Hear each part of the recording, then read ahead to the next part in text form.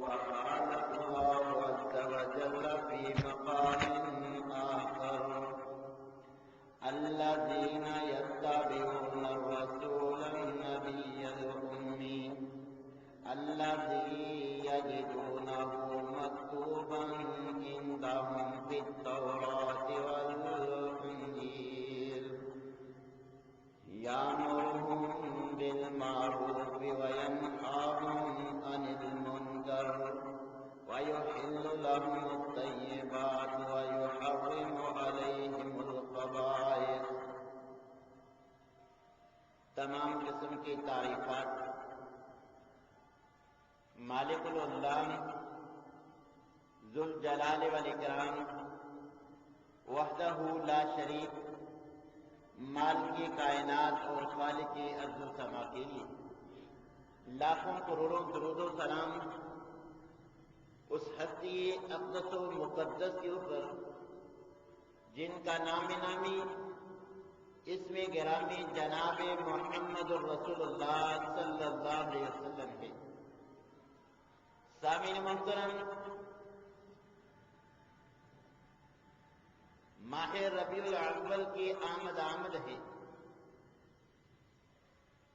یہ وہ بابرکت مہینہ ہے کہ جس پر اللہ جل شانہ نے اپنی بکی ہوئی انسانیت پر احسان عظیم فرماتے ہوئے اس بابرکت مہینے میں نبی کریم علیہ السلام کو پیدا فرمایا۔ سامعین محترم، دنیا میں مورخین، قلم نگار وہ کسی کی سوانح کو رقم کرتے ہیں، اس کے حالات زندگی لکھنا شروع کرتے ہیں، تو ان کی زندگی کا حالات کا آغاز ان کی پیدائش کے دن سے کرتے ہیں، مگر نبی کریم علیہ السلام کی ذات بابرکات کہ جن کی سیرت کا آغاز آپ کے پیدائش کے دن سے نہیں ہوتا، بلکہ آپ کے پیدا ہونے سے برسوں پہلے اللہ جل شانہ نے عالم ارواح میں سیرت کانفرنس کا انعقاد کرتے ہوئے سیرت کا آغاز فرما دیا۔ عالم ارواح میں ابھی اللہ نے انسانیت زمین پہ نہیں اتاری، عالم ارواح میں اللہ جل شانہ نے تمام انبیاء کرام کی ارواح کو جمع فرمانے کے بعد ان سے نبی کریم علیہ السلام کے بارے میں ایک عہد لیا۔ اللہ جل شانہ قرآن کریم میں اس واقعہ کا ذکر اس انداز میں فرماتے ہیں کہ اس وقت کو ذرا یاد تو کرو کہ وَإِذْ أَخَذَ اللَّهُ مِيثَاقَ النَّبِيِّينَ کہ جب عالم ارواح میں تمام انبیاء کی ارواح کو جمع کرنے کے بعد اللہ جل شانہ نے ان سے فرمایا لَمَا آتَيْتُكُم مِّن كِتَابٍ وَحِكْمَةٍ کہ اے انبیاء اور رسل کی ارواح مجھے جواب دو، میں تمہیں نبوتیں دوں، رسالت عطا کروں، نبوت و رسالت کے لیے تمہارا انتخاب کروں، مگر مجھے ایک بات کا جواب دو کہ ثم جاءکم رسول مصدق لما معکم لَتُؤْمِنُنَّ بِهِ وَلَتَنْصُرُنَّهُ، کہ اگر تمہاری کسی کی نبوت و رسالت کے دوران جناب محمد رسول اللہ صلی اللہ علیہ وسلم آ جائیں تو تم ان کے ساتھ کیا معاملہ کرو گے؟ تمام ارواح جواب دیتی ہیں کہ اللہ کے رسول، کہ اے اللہ، اس رسول کے ساتھ ہم کیا سلوک کریں، کیا معاملہ اپنائیں؟ اپنے اس رسول کے ساتھ جو تو چاہتا ہے خود ہی بیان کر دے۔ تو اللہ جل شانہ فرماتے ہیں مصدق لما معکم، پہلی بات تو یہ ہے کہ وہ رسول جو تمہاری شریعتیں ہوں گی، جو تمہاری کتابیں ہوں گی، ان کی تصدیق کرنے والا ہوگا۔ اب تم نے اپنی شریعتوں کا قانون نہیں چلانا، بلکہ جس نبی کی شریعت چل رہی ہو اس دوران وہ نبی آ جائیں، جناب محمد رسول اللہ صلی اللہ علیہ وسلم کو نبوت مل جائے، لَتُؤْمِنُنَّ بِهِ، تم نے ان پہ ایمان لانا ہے، وَلَتَنْصُرُنَّهُ، اور تم نے ان کی مدد کرنی ہے، اپنی شریعت کا سکہ نہیں چلانا، ان کی اتباع اور فرما برداری کرنی ہے۔ اس بات پہ اللہ تبارک و تعالی انبیاء کی ارواح سے عالم ارواح میں نبی کریم علیہ السلام کی سیرت کا آغاز کرتے ہوئے یہ عہد لیتے ہیں، قَالَ أَأَقْرَرْتُمْ وَأَخَذْتُمْ عَلَىٰ ذَلِكُمْ إِصْرِي، کیا تم یہ معاہدہ کرتے ہو کہ کسی کے دور کے اندر محمد صلی اللہ علیہ وسلم آ جائیں، اپنی شریعت چھوڑ کر ان کی اتباع کرو گے، ان کی فرما برداری کرو گے؟ تمام انبیاء کی ارواح نے یہ جواب دیا، قالوا اقررنا، کہ ہم اس بات کا اقرار کرتے ہیں جب محمد صلی اللہ علیہ وسلم مبعوث کر دیے جائیں گے ہم اپنی شریعت نہیں ان کی شریعت کی اتباع کریں گے، ہم اپنی بات نہیں بلکہ ان کی بات کی اتباع اور فرما برداری کریں گے۔ تو میرے بھائیوں، دنیا میں کسی کے حالات لکھنے ہوں تو آغاز پیدائش کے دن سے، مگر قربان جاؤں میرے مصطفیٰ کی سیرت کا آغاز اللہ جل شانہ نے عالم ارواح سے کر دیا۔ عالم ارواحی میں سیرت کانفرنس تمام انبیاء کی ارواح کی کروا کے اللہ نے نبی کریم علیہ السلام کی سیرت کا آغاز کر دیا۔ تو یہی وہ وعدہ تھا جس پہ انبیاء کرام قائم رہے، اور ہر نبی کریم علیہ السلام کے بارے میں پشین گوئی فرمایا کرتا تھا۔ ہر نبی نے نبی صلی اللہ علیہ وسلم کی بشارت دی ہے۔ تمام منزل من اللہ کتابوں میں نبی کریم علیہ السلام کے بارے میں بشارتیں موجود ہیں، پشین گوئیاں موجود ہیں۔ ابھی نبی کریم علیہ السلام پیدا نہیں ہوئے کہ اللہ جل شانہ نے انبیاء کے سامنے ان کا ذکر بھی فرما دیا۔ تو سامعین محترم، اسی عہد کے پاسداری کرتے ہوئے انبیاء کرام نے نبی کریم علیہ السلام کی آمد کے متعلق اپنے وقت کے لوگوں کو بتلایا، اور خود نبی کریم علیہ السلام نے بھی یہی بات بیان فرمائی کہ ایک مرتبہ حضرت عمر فاروق رضی اللہ تعالیٰ عنہ تورات کے چند اوراق ان کو ملے، یہ بطور مطالعہ ان کا مطالعہ کرتے ہیں کہ دیکھو تورات میں کیسے احکام تھے۔ نبی کریم علیہ السلام نے جب دیکھا کہ عمر تورات کا مطالعہ کر رہے ہیں، آپ کا چہرہ متغیر ہو گیا۔ حضرت ابوبکر صدیق رضی اللہ تعالیٰ عنہ حضرت عمر کو باخبر کرتے ہیں کہ آپ نبی صلی اللہ علیہ وسلم کے رخ انور کی طرف نہیں دیکھتے، آپ کے چہرے پہ ناراضگی کے اثرات ہیں۔ تو حضرت عمر رضی اللہ تعالیٰ عنہ فرماتے ہیں،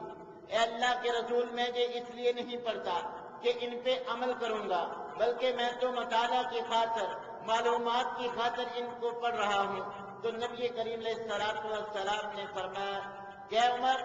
تو سن لے، لو کان موسیٰ حیا وادرک النبوۃ لاتبعی، تو اوراق پڑھتا ہے، یہ تو وہ کتاب ہے جو حضرت موسیٰ پہ اللہ نے نازل کی. اگر بذات خود حضرت موسیٰ علیہ السلام بھی زندہ ہو کے میرے دور نبوت میں آ جائیں، وہ بھی میری اتباع اور فرما برداری کریں، کیونکہ اللہ نے عالم ارواح میں ان سے یہ معاہدہ کیا ہے. اور اس کی عملی صورت معراج کے موقع پر تمام انبیاء کی امامت کا شرف اللہ جل شانہ نے نبی کریم علیہ السلام کو بخشا کہ جب نبی صلی اللہ علیہ وسلم مبعوث کر دیے جائیں، پھر بات چلے گی، شریعت چلے گی، امامت چلے گی، تو پھر نبی کریم علیہ السلام کی چلے گی. سامعین محترم، ضمن اس آیات سے یہ بات بھی معلوم ہوتی ہے کہ جب نبی صلی اللہ علیہ وسلم کی موجودگی میں آپ کی بعثت کے بعد، آپ کی شریعت کے بعد پہلی وہ شریعت جو اللہ نے نازل کی اس پہ عمل نہیں ہو سکتا، تو کسی امتی کی فقہ پہ عمل کیسے ممکن ہے؟ پہلی شریعتیں جو اللہ نے نازل کی ہیں، اور پہلے لوگ بھی عام نہیں بلکہ انبیاء کرام، اللہ جل شانہ فرماتے ہیں جب نبی صلی اللہ علیہ وسلم کو شریعت مل جائے، نبوت مل جائے، پہلے نبی کی وہ شریعت جو اللہ نے نازل کی ہے اس پہ بھی عمل نہیں ہو سکتا. چاہے جائے کہ آپ نبی صلی اللہ علیہ وسلم کی شریعت کو چھوڑ کر، احادیث کو چھوڑ کر کسی امتی کی اتباع میں لگ جائیں. میرے بھائیوں، نبی کریم علیہ السلام کی آمد سے قبل ہی منزل من اللہ کتابوں میں بھی اللہ جل شانہ نے نبی کریم علیہ السلام کے متعلق پشین گوئیاں جو ہیں وہ نازل کی. ان میں نبی صلی اللہ علیہ وسلم کی صفات موجود تھی. تورات میں بھی، انجیل میں بھی، دیگر منزل من اللہ کتابوں میں بھی نبی کریم علیہ السلام کے متعلق پشین گوئیاں موجود تھی. خود قرآن اس بات کی تصدیق کرتا ہے. اللہ جل شانہ خود بیان فرماتے ہیں کہ الذین یتبعون الرسول النبی الامی، کہ یہ جو لوگ جو ایک امی ان پڑھ بغیر کسی استاد کی شاگردی اختیار کیے ہوئے نبی کی اتباع کرنے والے ہیں، وہ نبی الذین یجدونہ مکتوبا عندہم فی التوراۃ، وہ نبی محمد صلی اللہ علیہ وسلم کہ جن کے بارے میں وہ اپنے ہاں تورات میں لکھا ہوا پاتے ہیں، والانجیل اور انجیل میں لکھا ہوا پاتے ہیں. یعنی وہ محمد صلی اللہ علیہ وسلم کے بارے میں تورات میں بھی پشین گوئیاں، ان کی صفات تورات میں بھی ہیں اور انجیل میں بھی ہیں. اور اللہ تبارک و تعالیٰ نے ان کی نشانیاں جو تورات و انجیل میں بیان فرمائی، ان کی بھی مختصر وضاحت فرمائی کہ یامرہم بالمعروف وینہاہم عن المنکر، جو نیکی کا حکم دینے والے، برائی سے روکنے والے ہیں. ویحل لہم الطیبات، جو پاکیزہ چیزوں کو حلال ٹھہرانے والے ہیں. ویحرم علیہم الخبائث، خبیث نجس پلید چیزوں کو ان پہ حرام کرنے والے ہیں. سورہ اعراف میں اللہ تبارک و تعالیٰ نے اس بات کا ذکر فرمایا کہ نبی کریم علیہ السلام کی صفات آپ کی آمد سے قبل ہی پہلی منزل من اللہ کتابوں میں موجود تھی، اور وہ لوگ ان صفات کی بنا پر نبی صلی اللہ علیہ وسلم کو پہچان بھی لیتے تھے. خود اللہ تبارک و تعالیٰ نے یہ گواہی دی کہ الذین آتیناہم الکتاب، کہ جن کو پہلے کتابیں ملی ہیں ان کتابوں میں نشانیاں موجود ہیں، آپ کی صفات موجود ہیں. ان کتابوں کو پڑھنے والے، ان کے بارے میں جاننے والے، وہ نبی کریم علیہ السلام کو پہچان لیتے ہیں. صرف پہچان ہی نہیں بلکہ اللہ جل شانہ نے مثال دیتے ہوئے فرمایا یعرفونہ کما یعرفون ابناءہم، کہ وہ صرف وہ ہے جو شک کی بنا پر نہیں بلکہ جس طرح وہ اپنے بیٹوں کو بلا ریب و شک وہ پہچانتے ہیں کہ ہمارے ہی بیٹے ہیں، اسی طرح نبی صلی اللہ علیہ وسلم کے بارے میں بھی ان کو کوئی شک نہیں، وہ بالکل ان کو یقین ہے کہ یہ وہی نبی ہے جس کی صفات ہماری کتابوں میں موجود ہیں. آپ جانتے ہیں کہ انسان کی اپنی اولاد، آپ آج کل اس کا مشاہدہ بھی کرتے ہیں کہ جن کے بچے اسکولوں میں پڑھتے ہیں، آپ چھٹی کے وقت ان کو لینے جاتے ہیں تو سینکڑوں بچے وہاں موجود ہوتے ہیں، آپ بڑی آسانی سے اپنے بچوں کی پہچان کر لیتے ہیں. تو اللہ تبارک و تعالیٰ بھی یہی بات بیان فرماتے ہیں کہ یہ یہودی اور عیسائی جو تورات انجیل کو ماننے والے ہیں، ان میں ایسی صفات نبی صلی اللہ علیہ وسلم کی موجود ہیں جو بتاتے عدم آپ میں پائی بھی جاتی ہیں، جس طرح بیٹوں کی پہچان میں غلطی نہیں، اسی طرح نبی صلی اللہ علیہ وسلم کی پہچان میں بھی ان کو کوئی شک شبہ نہیں، بلکہ یہ پہچانتے ہیں۔ اور اس کی ایک دوسری تصدیق ام المومنین حضرت صفیہ رضی اللہ تعالی عنہا فرماتی ہیں کہ جب نبی کریم علیہ السلام یہ ابھی مسلمان نہیں ہوئے تھے اور ان کی نبی صلی اللہ علیہ وسلم سے بھی شادی بھی نہیں ہوئی تھی، اپنی ماضی کی زندگی کا یہ واقعہ بیان کرتی ہیں کہ جب نبی صلی اللہ علیہ وسلم مکہ سے ہجرت کر کے مدینے میں آئے، جب نبی صلی اللہ علیہ وسلم کے بارے میں لوگوں نے آپ کی صفات دیکھی تو میرے چچا یعنی حضرت صفیہ کے چچا جو تورات کے عالم تھے، یہودیوں کے بہت بڑے عالم تھے،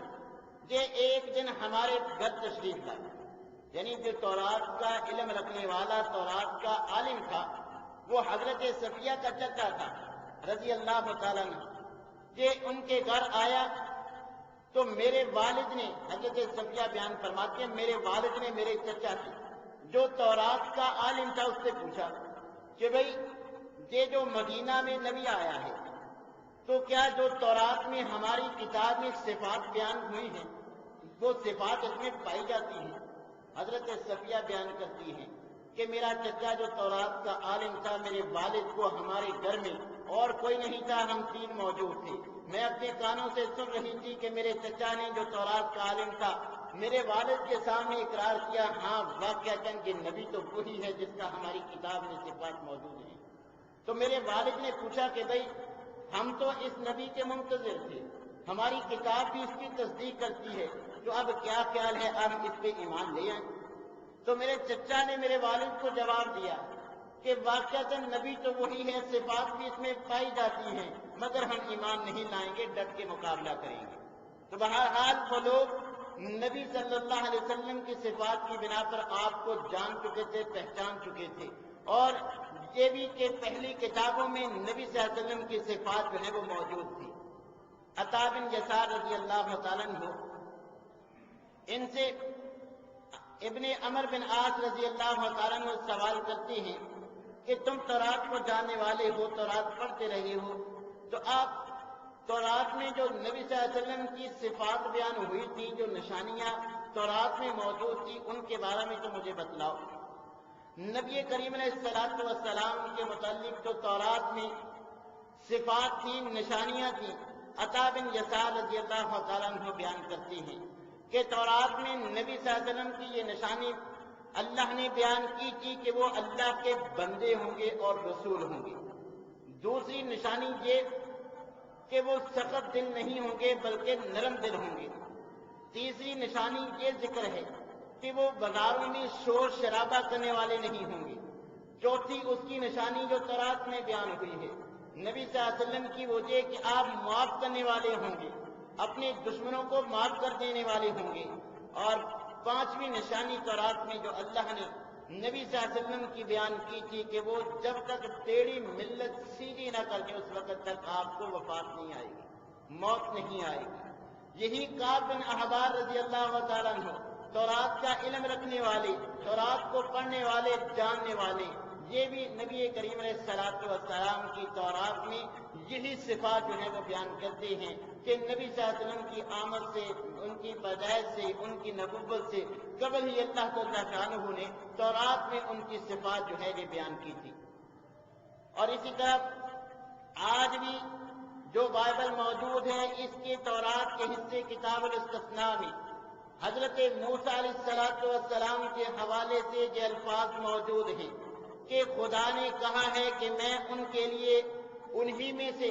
تیری مانند ایک بندے کا تمہیں کو حکم دوں۔ یعنی حضرت موسیٰ علیہ السلام اللہ کی وحی کے ذریعے اس وقت کے لوگوں سے مخاطب ہو کے فرماتے ہیں کہ یہ اللہ نے مجھے بتلایا ہے کہ میرے ہی بھائیوں میں سے میری ہی مانند کا ایک رسول جو ہے وہ آئے گا، ایک نبی آئے گا، میں اس کو بھیجوں گا اور جو اس کو حکم دوں گا وہ وہی کہے گا۔ یعنی جو میں وہی کہوں گا، جو وہی ہوگی وہی وہ کہے گا۔ اور پھر ساتھ تورات میں اس بات کا بھی ذکر ہے کہ جو میں کہوں گا وہ آگے بیان کرے گا، مگر جو وہ بیان کرے گا جو اس کو نہ سنے گا، اس کو نہ مانے گا، اللہ فرماتی ہے میں اس کا حساب بھی لوں گا۔ یعنی حضرت موسیٰ علیہ السلام نبی صلی اللہ علیہ وسلم کے بارے میں پشین گوئی فرماتے ہیں کہ میرے ہی بھائیوں سے اللہ ایک نبی اور رسول کو بھیجیں گے، اور وہ جو اللہ وحی کریں گے وہی کہیں گے، اور اس وحی کا جو انکار کرے گا، نہ مانے گا، اللہ اس کو سزا دے گا، اس سے باز پرست کرے گا۔ میرے بھائیوں، یہ تورات میں جو آج بھی موجود ہے، یہ صفت نبی کریم علیہ السلام میں بدرجہ اتم موجود ہے۔ خود قرآن اس بات کی گواہی دیتا ہے کہ نبی صلی اللہ علیہ وسلم کی یہ صفت ہے، وَمَا يَنطِقُ عَنِ الْهَوَىٰ إِنْ هُوَ إِلَّا وَحْيٌ يُوحَىٰ، کہ نبی صلی اللہ علیہ وسلم شرعی فیصلہ ہو، شریعت کی بات ہو، اپنی جانب سے کوئی بات نہیں کہتے، اللہ کی وحی ہوتی ہے، اس کے بعد کوئی بات کرتے ہیں۔ اور پھر قرآن پہ عمل نہ کرنے والوں کی سزا جو تورات میں مذکور ہے، قرآن کریم میں بھی اور نبی صلی اللہ علیہ وسلم نے حدیث میں بھی کئی مقامات پہ یہ سزا بیان فرمائی ہے۔ وَمَنْ أَعْرَضَ عَنْ ذِكْرِي فَإِنَّ لَهُ مَعِيشَةً ضَنْكًا، جو قرآن کو نہیں مانتا اللہ دنیا میں بھی ذلیل کرتا ہے، آخرت میں بھی۔ حضرت عمر فاروق بیان کرتے ہیں، نبی صلی اللہ علیہ وسلم نے فرمایا، إِنَّ اللَّهَ يَرْفَعُ بِهَذَا الْكِتَابِ أَقْوَامًا وَيَضَعُ بِهَا آخَرِينَ، کہ یہی وہ کتاب جس کو اپنا لیں گے تو اللہ عزت دیتا ہے، دنیا میں ترقی ملتی ہے،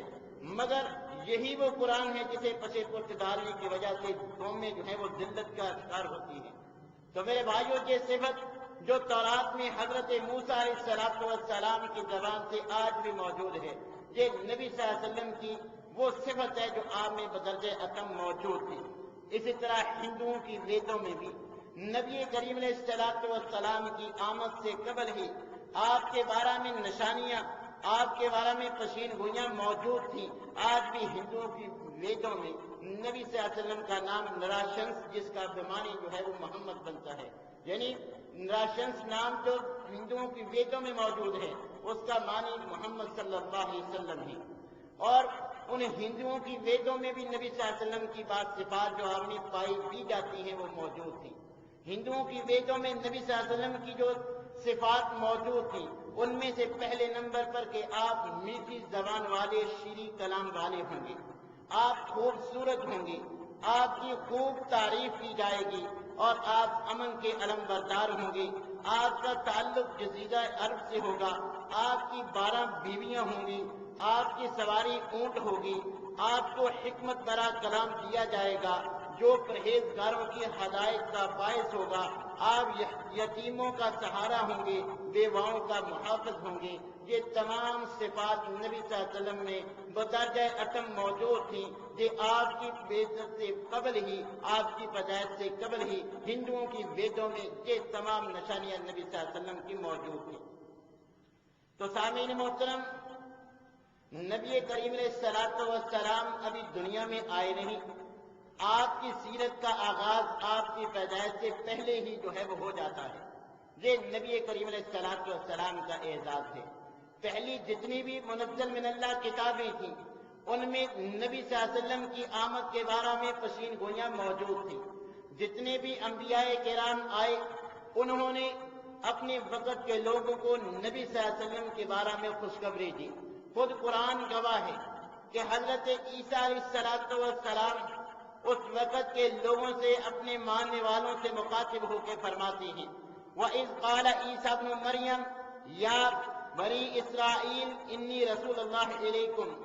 کہ اے بنی اسرائیل کے لوگوں، میں اللہ کی جانب سے تمہارے پاس بھیجا ہوا رسول ہوں، مصدقا لما بین یدی من التوراۃ، مجھ سے پہلے جو تمہارے پاس تورات موجود ہے میں اس کی تصدیق کرنے والا ہوں۔ جو حضرت موسیٰ علیہ السلام کو تورات ملی ہے، میں عیسیٰ علیہ السلام اس کی تصدیق کرتا ہوں، واقعتاً وہ منزل من اللہ ہے۔ اور اس کے ساتھ ساتھ قرآن گواہ ہے، حضرت عیسیٰ علیہ السلام اپنے ماننے والوں کو اس انداز میں نبی صلی اللہ علیہ وسلم کی خوشخبری سناتے ہیں، وَمُبَشِّرًا بِرَسُولٍ،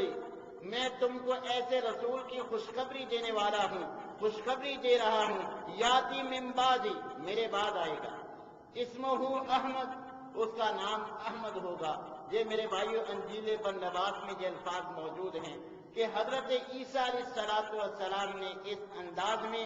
نبی کریم علیہ السلام کی بشارت آپ کی پیدائش سے پہلے ہی، آپ کو نبوت ملنے سے پہلے ہی حضرت عیسیٰ علیہ السلام اپنے وقت کے لوگوں کو آپ کے بارے میں آگاہ فرما چکے ہیں کہ میرے بعد ایک ایسا نبی آئے گا، رسول آئے گا جس کا نام احمد ہوگا۔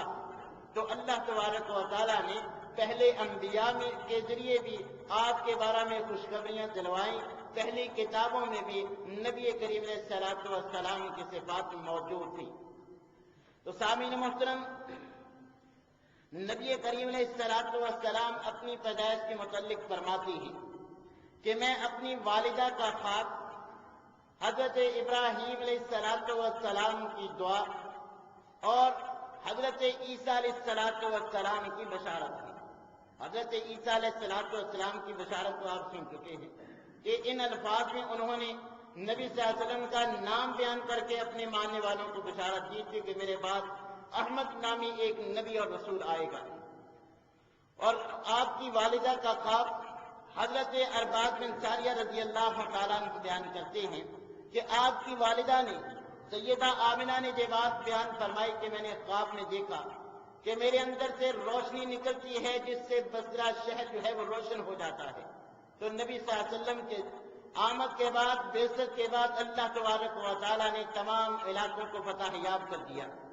اور حضرت ابراہیم علیہ السلام کی دعا کا نبی صلی اللہ علیہ وسلم نے فرمایا میں نتیجہ ہوں کہ جب بیت اللہ تعمیر ہو گیا تو حضرت ابراہیم علیہ السلام اللہ کے حضور دعا کرتے ہیں کہ اللہ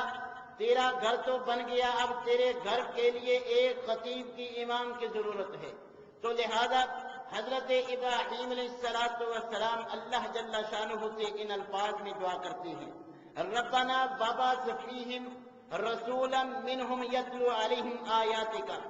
ویعلمہم الکتاب والحکمہ ویزکیہم انک انت العزیز الحکیم۔ قرآن میں یہ دعا موجود ہے۔ اب نبی صلی اللہ علیہ وسلم اپنے بارے میں کیا فرماتی ہیں؟ میں حضرت ابراہیم علیہ السلام کی دعا کا نتیجہ ہوں، یعنی حضرت ابراہیم علیہ السلام کی دعا کو قبول کرتے ہوئے اللہ جل شانہ نے مجھے مبعوث فرمایا۔ اب حضرت ابراہیم علیہ السلام کی دعا کے الفاظ پہ ذرا غور کریں۔ حضرت ابراہیم علیہ السلام نے اللہ سے دعا کیا کی تھی؟ ہمارے ذہنوں میں جو خدشات ہیں وہ اسی دعا کے الفاظ سے ختم ہو جاتے ہیں۔ آج یہ جو نور بشر کے جو میرے بھائیوں ہم مسلمانوں میں بھی تنازع چل پڑے ہیں، یہ حضرت ابراہیم علیہ السلام کی دعا پہ تو غور کریں کہ حضرت ابراہیم علیہ السلام نے کیا ملائکہ میں سے کسی فرشتے کو نبوت کی دعا کی تھی؟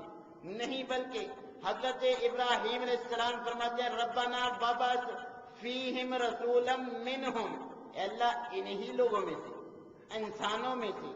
بشروں میں سے ایک بشر کو رسول بنا کر بھی، جو انہی میں سے رہنے والا ہے،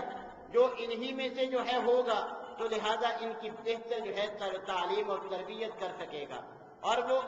کرے کیا؟ اس کے بارے میں بھی خود حضرت ابراہیم علیہ السلام نے فرمایا یتلو علیہم آیاتک،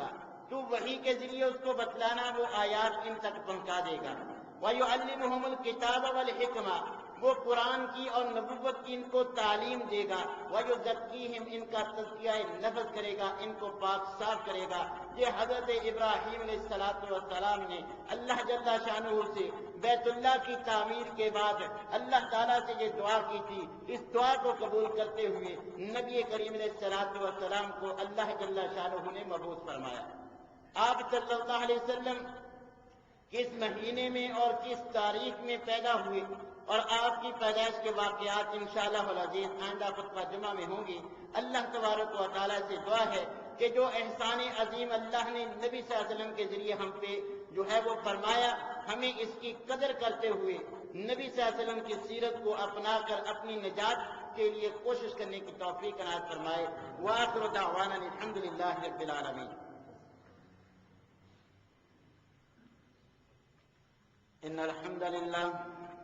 نحمده ونستعينه ونستغفره ونؤمن به ونتوكل عليه ونعوذ بالله من شرور انفسنا ومن سيئات اعمالنا، من يهده الله فلا مضل له ومن يضلل فلا هادي له، واشهد ان لا اله الا الله وحده لا شريك له، واشهد ان محمدا عبده ورسوله۔ أما بعد فإن خير الحديث كتاب الله وخير الهدي هدي محمد صلى الله عليه وسلم وشر الأمور محدثاتها وكل محدث بدعة وكل بدعة ضلالة وكل ضلالة في النار. اللهم صل على محمد وعلى آل محمد كما صليت على إبراهيم وعلى آل إبراهيم إنك حميد مجيد. اللهم بارك على محمد وعلى آل محمد كما باركت على إبراهيم وعلى آل إبراهيم إنك حميد مجيد. ربنا ظلمنا أنفسنا وإن لم تغفر لنا وترحمنا لنكونن من الخاسرين. رب اشرح لي صدري ويسر لي أمري واحلل عقدة من لساني يفقهوا قولي. سبحان ربك رب العزة عما يصفون وسلام على المرسلين والحمد لله رب العالمين.